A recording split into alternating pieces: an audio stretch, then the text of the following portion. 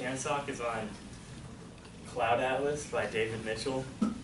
This is written in 2004, and the main attraction of this book, I guess, is it takes place over 6 different time periods, and it's 6 main characters in each of those time periods. And it never really specifies if it's reincarnation or what exactly it is, but it's supposed to be this kind of recurring thing. And the cool thing I really liked about it is that it is these 6 different time periods, and in each one, David Mitchell actually writes it like it's a different genre. So like, there's one of them that's kind of a noir kind of mystery, and there's a normal comedy, there's sci-fi, there's drama, there's romance, and all these 6 different time periods have their own genre and their own kind of way of looking at things. And so the first, it starts out in, it never specifies for this time period, but it's the mid-1800s around the Pacific Islands, and there's this man who's on a ship, it's on a merchant ship, and there's a stowaway slave, and I'll get to that a little later.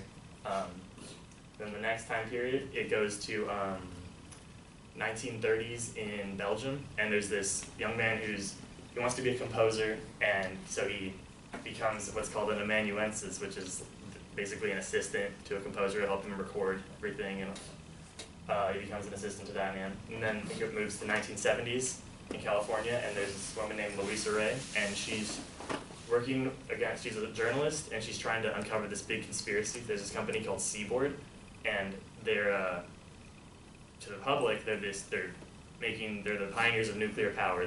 This is the future, but they're actually working for the big oil companies, and this nuclear reactor is going to have a meltdown, and they want it to, so that it explodes, it'll kill hundreds, thousands of people, and that's good for them, because then everyone will be like, oh, oil's safer, let's go back. And then you move on into present day, so at the time it would be 2004, and it's this man, and he's the editor, and he gets, his author that he's working with kills somebody, but that actually makes his book sales go up. And then while his author's in jail, the author's brothers come after him and they say, we want the royalties for this book. So then they're going after him, so he tries to hide out, and his brother sends him, against his will, to a nursing home.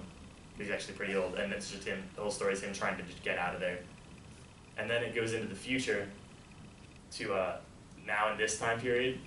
They don't really specify what's going on in the rest of the world, but North and South Korea become together and become this one big superpower called Nisa Corpus, and it's this classic, sci-fi revolution kind of thing. They're trying to fight this totalitarian government. Then it goes even further into the future, which they don't really specify how far into the future. And humanity at this point is split into 2 kind of factions. So there's one that's kind of reverted to more primitive, they're basically back to cavemen almost. And there's another one that's so far advanced, and they have all this technology, and they'll kind of come visit and help them. But they don't really interfere much, and that's kind of one of their strict rules, is they won't interfere. So the main point about all those different time periods, is that they're all connected. They, even though they're in these different time periods, vastly different locations and different things going on for them, different circumstances and conflicts they have to deal with, they're all connected, and it's this theme of the human experience that's a constant throughout all of humanity, throughout time and space, even simultaneously connected, not necessarily a progression through time or through space, but it's always the same.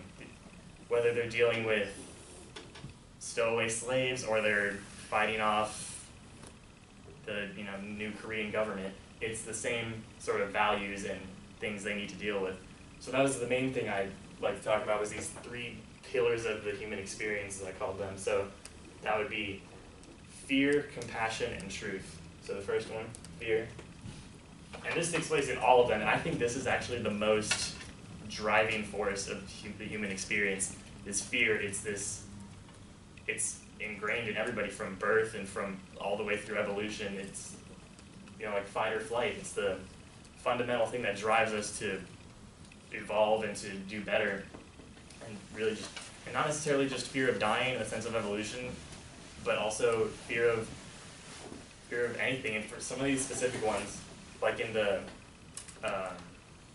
first one, with the stowaway slave, his name's Atua, and I think his real fear there was one of the most important ones, because he's begging this man he finds to help him escape, and the man's like, well, I'll just tell the captain and maybe he'll let you stay, and Atua says, you know, he'll just throw me overboard, and he begs the man to either kill him or help him, because if he doesn't help him, he's killing him just the same. And I think that's one of the most important demonstrations of fear in the whole story, is he's fearing, he thinks death is better than not being free. So that really just shows that it's not necessarily fear as we think of it, you know, being scared of the dark or even being scared of dying, but it's fear of the things that are worse to you and that are worse in your circumstances. So throughout all of these periods and all these times, whatever the person is scared of, whatever they fear, whatever their fear is different, but they're connected in that fear is that main driving force for them, no matter what it is. So the next is compassion. And I still think fear is the biggest driving force, but I think compassion is a close second, and it's definitely one of the biggest decision-making factors. In that fear is involuntary. You're going to make decisions based on fear just naturally. Compassion, I think, is one of the most conscious driving forces, in that after you've gotten past fear, most humans naturally want to make decisions based on compassion, based on how they can help others or even help themselves, but the most humane way they can do things. And that's demonstrated throughout the story. From even just normal love, there's various romances throughout the story, to even like in the 1930s in Belgium, this composer, he's bisexual, and so he's working with he's left his lover at home, his lover Rufus Sixsmith, he's left him at home, and he's gone to work with this composer. And while he's there, he actually ends up falling in love with the man he's working for. But at the same time, he's also been having sex with this composer's wife. And during all this stuff that's going on, he's still been writing Sixsmith back the whole time. And I really think that's the thing keeping him going the whole time. They show a lot of his letters, and just that you can hear it in his words, the excitement and the passion he talks about everything. Everything that happens, he's the first person he wants to tell is Sixsmith. So I think that's the more traditional way we think of love, and that kind of love, and that's, regardless of all this happening, that's the most powerful thing in his life, and that he's already made that connection, and that's not going to change. And then we can go on the opposite end of the spectrum for compassion, and when we move to Nisa Korpos and the new Korean superpower, the woman leading this revolution, it's this love for a nation, for a people. It's not love like you would love your girlfriend or boyfriend, but it's this humane compassion for all the people. She wants to liberate them. She wants to free them, and that's a more humane love for just love for humanity in itself. So I think that compassion is definitely one of the more important things of the human experience, and maybe not the most innate driving factor, but it's definitely a big part of who we are. So truth is definitely, I think, the most sought after one. It's the one that we're born with fear, we're born knowing how to love, but truth is something we have to find. Whether it's simple like a journalist trying to find the truth of what a supposedly evil company is doing, or if it's someone trying to find their own truth. Truth has a wide variety of definitions, and it might be as simple as telling if a person's lying or not, or as complicated as finding out someone's own purpose in life. So like I said, there's this more simple end of it, like Louisa Ray in the 1970s, she's trying to find out the truth about what Seaboard is doing, and that's simple, black and white, what's truth, what's lies. And then it gets a little more complicated with the editor in the present day named Timothy Cavendish. That's him trying to find his own truth. While he's on his way to this nursing home, he's going through all these places, and he passes by his old girlfriend's house, and he remembers her. He remembers the most vivid love he ever had, like going back to the compassion. That was a big part of his life. And this is the point where he realizes he's become just this miserly old man. He's only caring about money. He's even like capitalizing on this man's murder because it's making him money. And he remembers, I remember he talks about, where did the old man go that was composing sonnets to his love on a train? And now he's this old man who only cares about money. So his own truth is now, I've built this career for myself, and what have I become though if he's left everything he used to be behind?